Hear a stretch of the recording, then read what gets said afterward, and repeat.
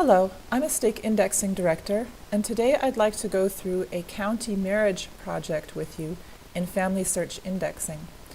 To be honest, I usually don't index these projects. For one thing, as you can see from this image here, the handwriting is often difficult to decipher, but the main reason is actually that there are a huge range of different types of documents that are included in these county marriage projects.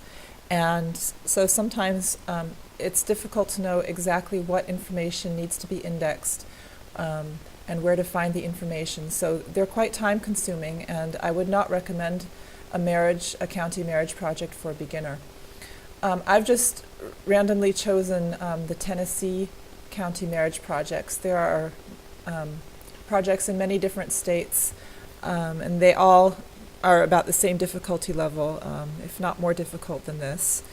And as I said, they just all have different types of information. Some of them are actually a little easier. Sometimes you'll get just like a list of, a typewritten list even, of brides and grooms' names. So, but this particular batch I've chosen has a couple of different types of documents in it, just to give you an idea. So, as in any project, first of all, you would go through and mark all of the image types as to whether they're normal or whatever. So we'll just go ahead and do that. This one's normal. Okay, now the second one, if we look, that's all there is, just this little form here. And almost nothing is filled out. They're just two signatures here at the bottom. There's no names of husband and wife, no date even given. And so this is going to be a no extractable data image. So there's nothing here to be indexed. These two signatures that are on the image, there are no fields to index random signatures, so there's nothing to be indexed. Okay. And we always have to confirm, of course, if we are sure we want to do that. Okay, next one looks like there is information on that to be indexed, and so on. I'm just typing N on my keyboard to mark all of these normal as a kind of shortcut. Okay. So now we start page or certificate. So this is where the difficulty starts. You have to look all over the entire image, scroll up and down, and see if you can find a certificate number anywhere. I don't happen to see one, so I'm just going to leave that empty. You don't need to blank it because it's not a required field. Okay, the groom's given name. Now you need to read carefully because there are many different types of, there are many different names written on these sometimes, and not all of the men's names, of course, are the groom's names. So. But here it says, celebrate and perform the rites of matrimony between John Perry and Susan Sadler. And we do have to assume, this is one of the rare projects where we have to assume which is the man and which is the woman. So I'm going to go with John Perry as being the man. He has no title or term given. Sometimes that's printed. You need to make sure you read the form carefully. If it had said between Mr. so-and-so, then you need to enter Mr. there, but it isn't. Okay, the age, and as you can see, there's really nothing more to this form, so it's pretty much just their names. Susan Sadler, looks like. Okay, now the date. Again, the date is sometimes difficult to know exactly which date. On this one, this document, there happens to only be one date. So we'll enter that, 22 October, 1830. Make that bigger. Looks like 1835 to me. Okay. So back to the date just for a second. If I can show you here, if you look in the field help, if there is more than one date on a document, then you would enter them in this order. So first the marriage date, then the license date, and so on. But as I said, sometimes it's difficult to know exactly which date to enter. Luckily, we only have one on this. Okay, and the rest of the fields, I'm just going to scroll across. You'll see it's all about the names of the bride's and groom's parents, and that's not given on here. So that's the end. That's all that we need to index for this image. Okay, the second one is our no extractable data image. Third, okay, once again, we're looking for page or certificate. There's nothing there. Okay, now we go look for the groom's given name, and here at the top it says, we, Thomas Perry and Robert Tuttle. So that's obviously not the bride and groom. Those are the two bondsmen, so they're giving a bond, giving their word that this marriage is going to take place.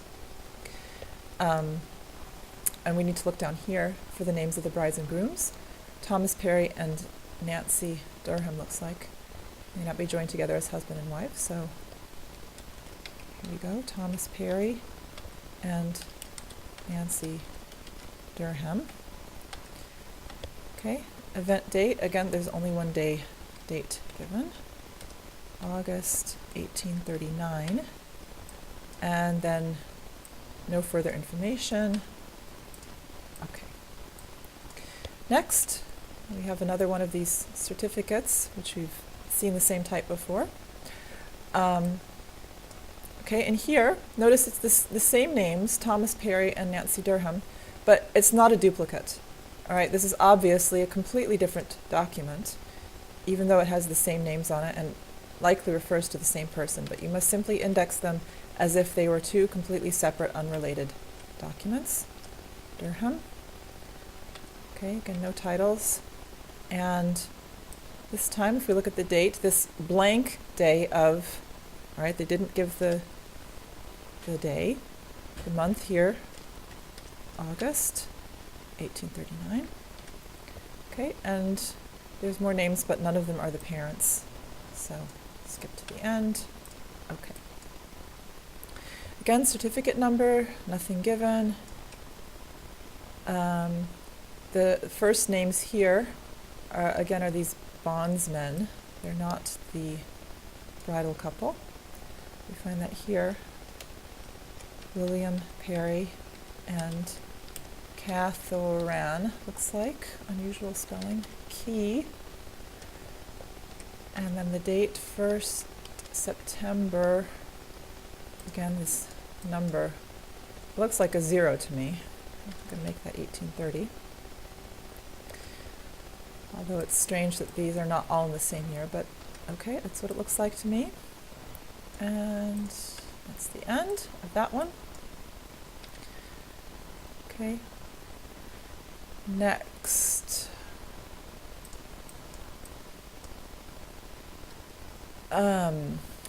It sure looks like it says Horka C to me. Phelps, I guess. There's no dot on that. And Sally King.